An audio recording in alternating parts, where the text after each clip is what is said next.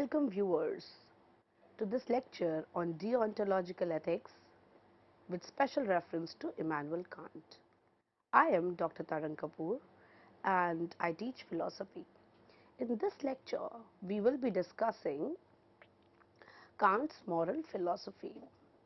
We have already explored how does an action get its moral worth, what is duty and goodwill, what is the right motive, among other discussions like what is the role of reason in understanding goodwill. In this lecture, we are going to focus on the difference between categorical and hypothetical imperatives and how they go on to enhance our understanding about the formulation of moral law. Let us begin our discussion with another important question. We have already discussed what is the right motive. Now, a deeply related question will be, what is the right thing to do then?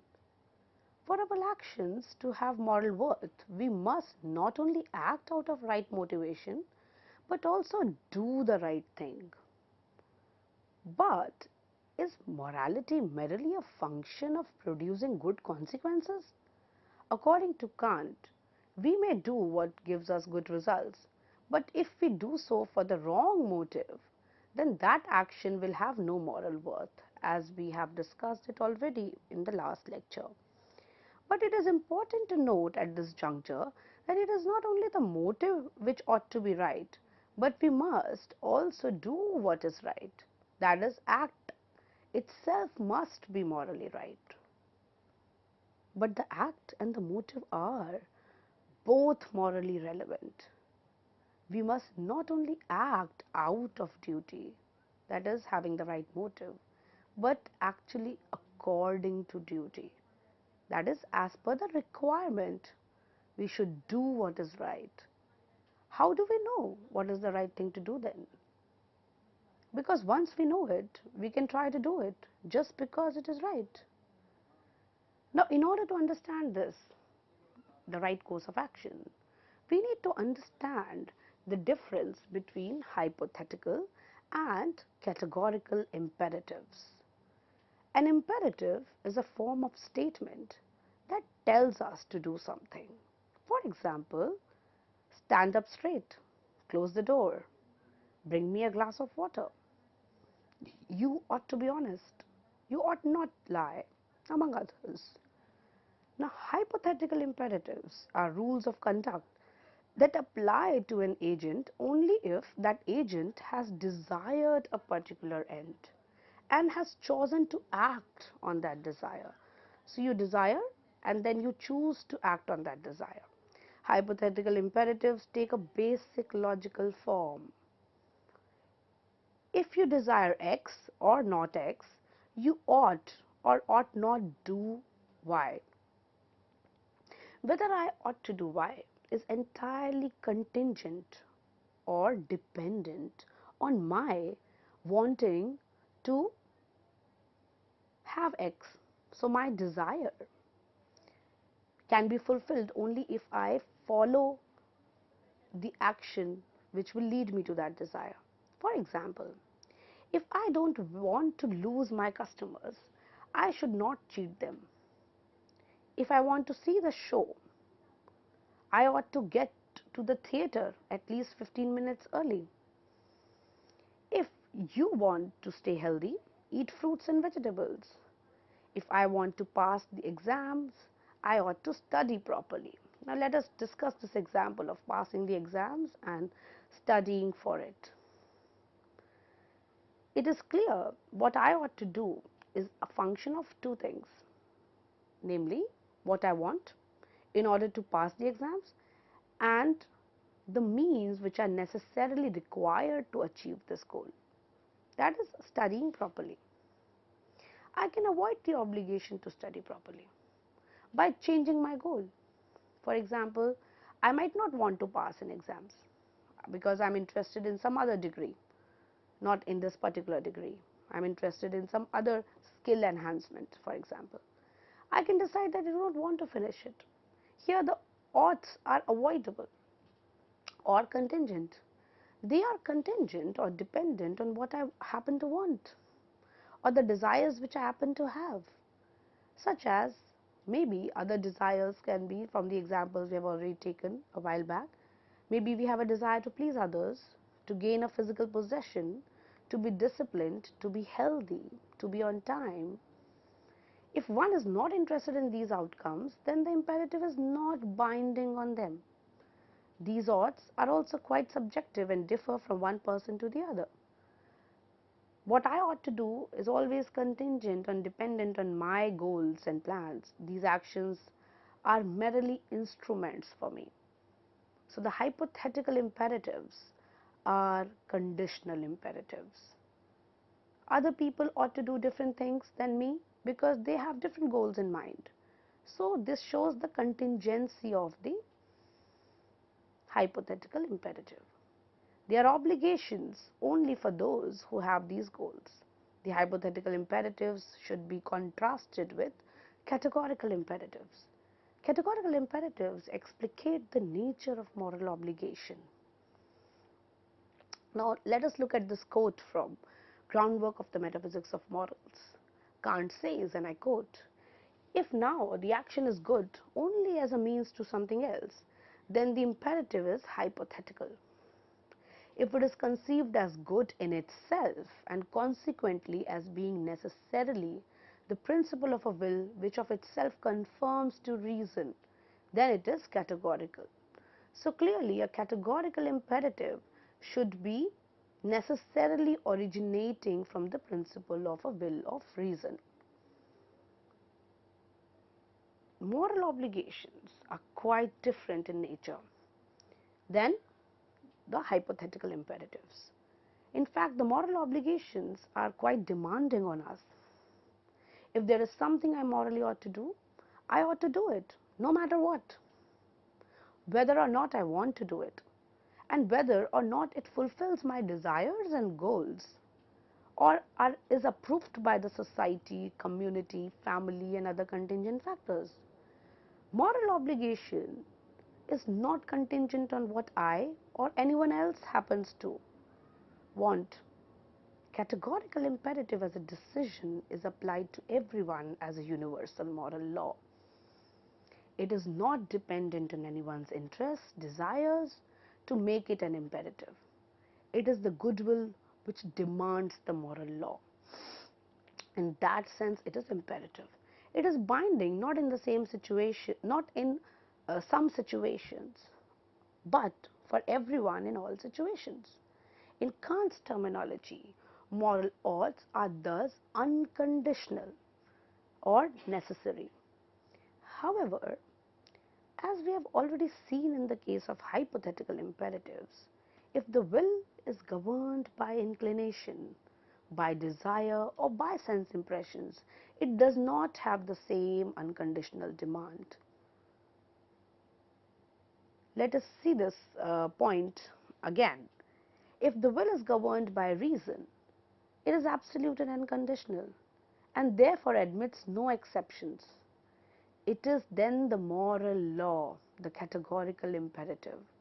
Our will is actually determined by the moral law. This point shows the relation between the will and reason. So reason governs our will, which takes up the moral law on its own self. Moreover, while hypothetical oughts relate to goals each of us have as individuals, moral oughts stem from the way in which we are alike as people, for only persons are the subjects of morality. So when we were having our discussion on reason present in human person, it is important to acknowledge that only persons have freedom of will. It is their will and intention, because they are rational beings, it is their will and intention which allows them to act from a reason or from principles. These oughts are not individualized, that is, different from one individual to the other, but they are universal as they apply to all persons. Kant calls moral oughts categorical imperatives because they tell us what we ought to do under all circumstances, under all situations, all conditions. In this sense, it is unconditional moral law. It is from the very nature of categorical or moral imperatives and their being universal and unconditionally binding that Kant derives his views about what it is that we ought to do. In fact, he calls the statement of his basic moral principle the categorical imperative, by which we determine what we ought and ought not to do. So, in very simple terms, categorical imperative or the moral law is Kant's theory for or a test to perform to judge the right and wrong in an action. So, categorical here stands for absolute, and imperative means a command or a rule or a law. So, it is the ultimate moral principle. Kant formulates his principles of morality in a number of ways. They add different elements to our understanding of his basic principle. We shall consider three formulations in our discussions: principle of universality, principle of humanity, and principle of kingdom of ends. Now let us look into the first formulation, namely the principle of universality. I quote Kant from Groundwork of the Metaphysics of Morals: act in conformity with that maxim, and that maxim only, which you can at the same time will to be a universal law. The moral obligation is categorical. It is unconditional in as far as it applies to all persons as persons. Remember, every person has dignity and rationality whereby they take up the moral obligation on themselves. In this sense, it is universal. Morality is not a matter of producing good consequences of any sort, and therefore Kant provides us with basic moral principle which is formal in nature. This principle does not have any content, and this is one of the criticisms raised against his moral law, which we will discuss in the further course of discussion. This principle does not include any reference to any particular version of good. We ought to only do what we can accept or will, and what our rational will allows us to do. So that's why each one of us, being a rational person, will do the same action in a given situation. The first form of categorical imperative is also presented as this is another articulation of the moral law: act as if the maxim from which you act were to become, through your will, a universal law of nature. So we can see he's emphasizing on the moral law being derived from your own will, and you have to act as if that law can become a universalizable principle. When we will something universally, we will it as a law, and a law by its very nature has a degree of universality. Then the question comes, how do I know what I can and cannot will as a universal practice? As a rational being, I can only will what is non-contradictory. What do we think of a person who says that it is both sunny and not sunny at the same time? That is right now, present. Commonsensically, it can be either sunny here or it is not sunny here. It cannot be both. And this kind of an assertion will lead to a contradiction. In fact, it will not be even an assertion. It is a contradictory statement to say that it is sunny and not sunny at the same time. We ought to think, how can we rationally will something for everyone which does not end up into this kind of a contradiction? This can be best explained by using Kant's own examples. Kant gives us 4 illustrations to clarify the principle of universality. Let us take the illustration on promise as an act.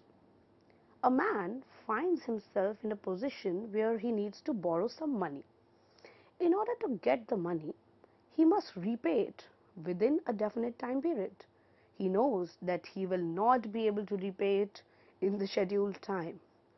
Ought he make a promise that he knows that it is impossible for him to keep that promise? That is the question. He deliberates. Is it the right thing to do? Like, should I go ahead and make the promise? When the man is able to give up considerations of self-love and convenience, then he will take up the moral law. He will realize that it is not what suits him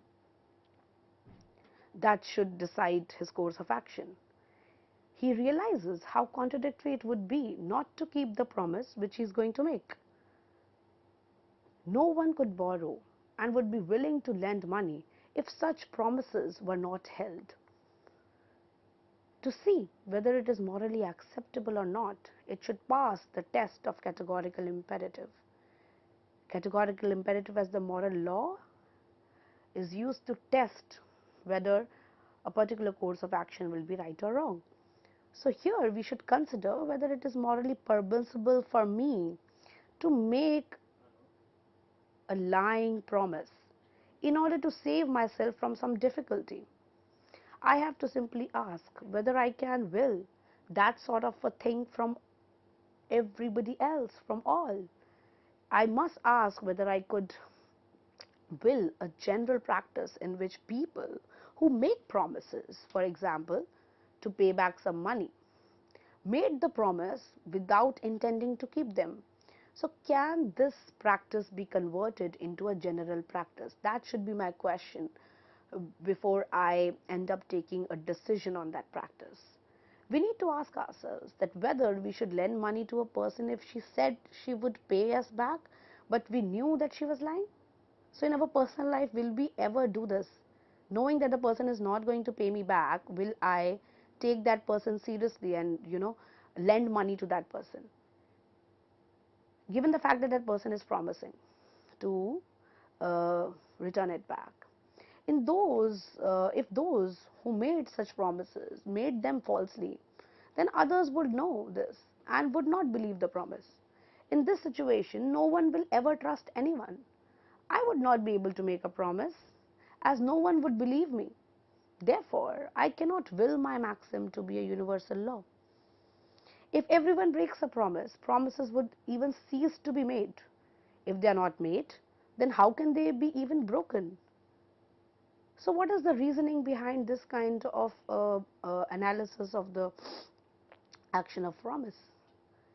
If I tried to will a general practice of false promise making, I would find that I could not do it because by willing that, the promises could be false. I would also will a situation in which it would be impossible to make a lying promise.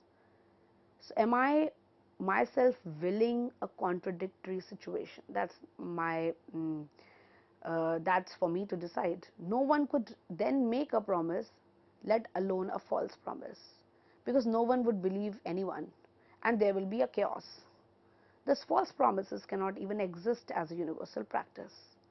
And the same example can be extended to lying, can be extended to dishonest behavior. Same example can be extended to manipulative behavior, among others.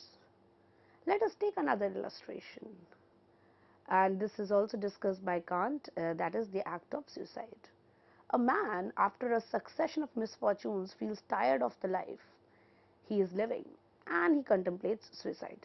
Can such an act be justified?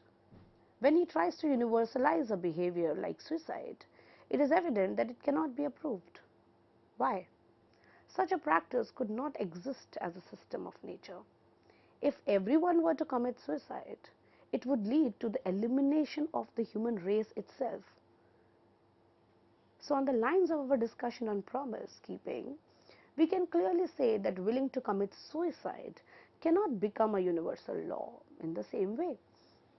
Moreover, we can certainly give other arguments in this particular case. For instance, If suicide was committed by everyone, there would be no one left to commit suicide.